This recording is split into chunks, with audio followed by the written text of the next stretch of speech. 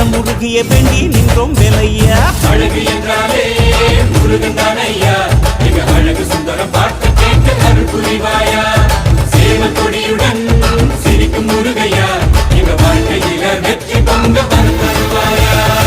ஆறுபட வீடு கொண்ட முருகனுக்கு அரோகரா, அப்பானுக்கு பாடம் சொன்ன சுப்பனுக்கு அரோகரவும் பேர சொல்லி இந்த ஊரே வந்தோம்.